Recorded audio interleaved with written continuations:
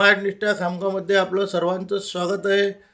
खामगाव नगर परिषदची निवडणूक पार पडली असून या निवडणुकीमध्ये भारतीय जनता पक्ष आणि काँग्रेस यांच्यात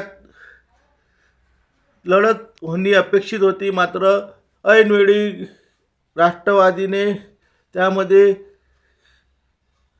उडी घेतल्याने ही लढत तिरंगी झालेली आहे. सुरुवातीला राष्ट्रवादीचे उमेदवार सौ शर्मा हे 5,000 मताच्या वर जाईल असे कोणाला वाटत नव्हते. मात्र त्यांनी जवळपास 8-9 हजाराचा टप्पा गाठल्यामुळे काँग्रेसला याचा फटका बसल्याचे दिसून आलेले आहे. भाजपच्या अर्पणाताई फुंडकर या सर्व प्रकारामुळे आम्ही जे भाकीत केलेले होते 11,000च्या पेक्षा जास्त मतांनी निवडून येतील ते खरे ठरणार असल्याचे संकेत मिळत आहे.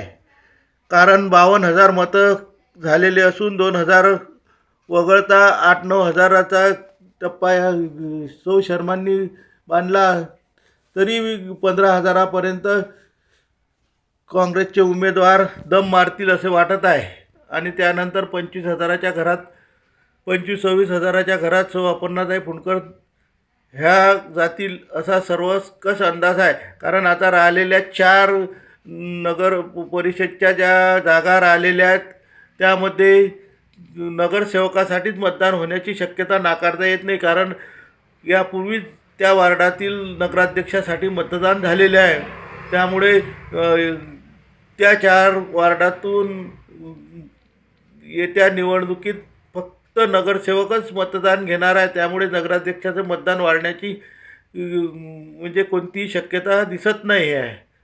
ह्या सर्व प्रकारामुळे भारतीय जनता पक्ष खामगाव शहरात बाजी मारणार असून त्यांचे मित्रपक्ष हे जे अपक्ष आहेत ते आणि भाजप अशा मिळून जवळपास 28 जागाचं त्यांच्या येण्याची शक्यता आहे.